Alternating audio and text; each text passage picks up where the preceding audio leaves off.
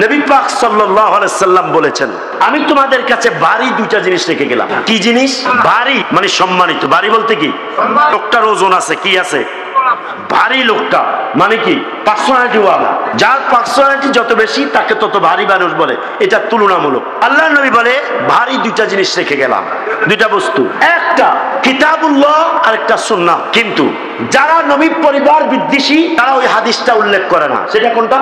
আল্লাহর নবীজির আরেকটা হাদিস আছে, আমি দুটা জিনিস রেখে গেলাম, কোরআন কিতাবুল্লাহ এবং ইত্রাতে আহলে বাইতি। ইত্রাতে আমার ইত্রাতে আহলে বাইত যারা, তাদেরকে রেখে গেলাম। সর্বপ্রথম সমন্বয়। সর্বপ্রথম কি? সমন্বয়, কোরআন এবং সুন্নাহ। কোরআন এবং দুই নাম্বার কোরআন আর পরিবার। এখানে সুন্নাহ নাই, কি নাই? এখানে সমন্বয় হচ্ছে। দোনো হাদিসে কি দ্বন্দ্ব লেগে গেছে না? দ্বন্দ্ব লাগে নাই। আল্লাহর কোরআন এবং নবীজির সুন্নাহ বুঝতে হলে ব্যক্তি লাগবে। কি লাগবে? কথা বলে না, কি লাগবে? এই জন্য আল্লাহ নবী দেখিয়ে দিয়ে গেলেন, এক হাদিসে কোরআন সুন্নাহ রেখে গেলাম, এটা বিধান। গায়রা নাতে কথা বলতে পারে না, কথা বলতে পারে না। তো তোমরা বোবা, কোরআনও বোবা। কোরআন তো এখানে আছে, পারবেন? আমল নিতে পারবেন? তো কোরআনও তো গায়রা নাতে, বোবা কেন বললাম? কোরআন তো কথা বলে না, বলে, বলাইতে হয়। এই জন্য পরিবার ইত্রাতে আহলে বাইত রেখে গেলাম। যারা কথা বলবে এবং সুন্নাহর ব্যাখ্যা দিবে, তাহলে কি বোঝা যায়? সমন্বয় করে যে কোরআন এবং সুন্নাহকে মানতে হলে ব্যক্তিকে মানতেই হবে। তাদের জবাব, যারা ব্যক্তিকে প্রাধান্য দিচ্ছে না, মাযহাব মানে না, ইমাম আজমকে মানে না, ইমাম শাফিকে মানে না, ইমাম আহমদ ইবনে হাম্বলকে মানে না, ইমাম মালিককে মানে না, যারা পৃথিবীর বিখ্যাত ইমামদেরকে মানতে চায় না, তাদের জবাব, আল্লাহর নবীজি সমন্বয় করে কোরআন সুন্নাহকে মানার জন্য বিজ্ঞজনকে ফলো করা, তাদের থেকে ব্যাখ্যা নেওয়ার নির্দেশকে দিয়েছেন আল্লাহ। এবার ইত্রাতে আহলে বাইত কি?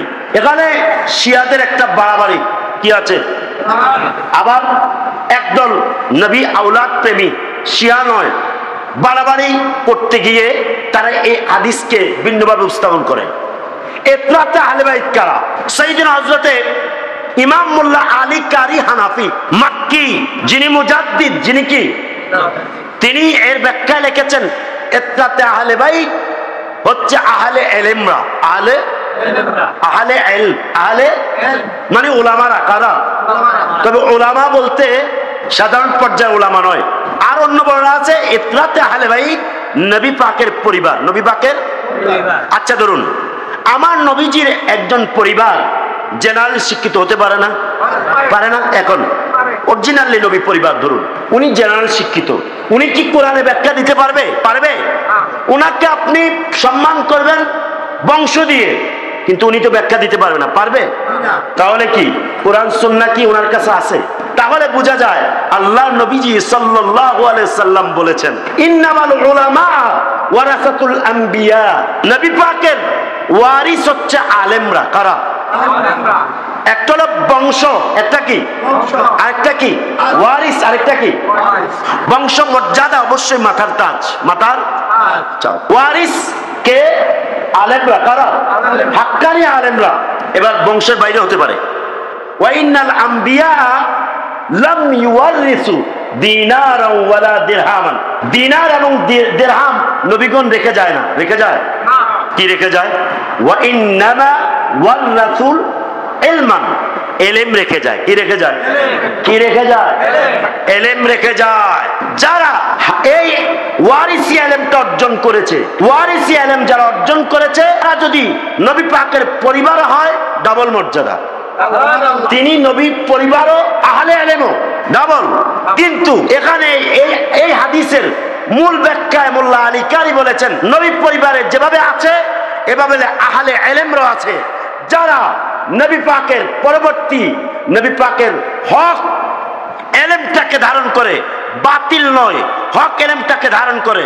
আবার হক এলেম ধারণ করার একটা আলামত হচ্ছে মাওলা আলী। মাওলা নবী বলেছেন, আনা মাদিনাতুল ইলমি ওয়া আলীউন বাবুহা। আমি হচ্ছে এলেমের শহর, আলী তার দরজা। তো যদি শহরে এলেম নিতে হয়, আলীর দরজা দিয়ে ঢুকতে হবে। তাহলে সমন্বিত রূপ হচ্ছে নবীর পরিবারে মোহাব্বত ওয়ালা হাক্কানি আলেম যারা, আহলে ইলম যারা, তারাই হচ্ছে ওয়ারিসুল ইলম। আর তারা হচ্ছে ইফরাত আহলে বাইতি। এর ব্যাখ্যা তাহলে স্পষ্ট, নবী পরিবার এবং আহলে ইলম দুই প্রকারের লোকেরাই নবীর পরিবারে অন্তর্ভুক্ত। যার কারণে বোঝা যায় এলেমের মর্যাদা নসবের চাইতো বেশি। আর যখন এলেম এবং নসব একত্রিত হবে অন্যদের থেকে তাদের মর্যাদা বেশি। এটা হচ্ছে এই বক্তব্যটা আপনাদেরকে তুলে ধরলাম এই ফিতনার জামানায়, যাতে করে কোনো ব্যক্তি আপনাদেরকে কোনো অজুহাতে খারিজিও না বানায়, শিয়াও না বানায়। খারিজি শিয়া দুইটাই জাহান্নামের কুকুর, জাহান্নামের কুকুর। হুম কিলাবুন নার, এরা জাহান্নামের কুকুর। আহলে সুন্নাত ওয়াল জামাত হকপন্থীরাই একমাত্র নাজাতি জান্নাতি জান্নাতি জান্নাতে। আল্লাহ কবুল করুক। আমিন। ওয়া মা আলাইনা ইল্লাল বালাগ। আসসালামু আলাইকুম ওয়া রাহমাতুল্লাহ।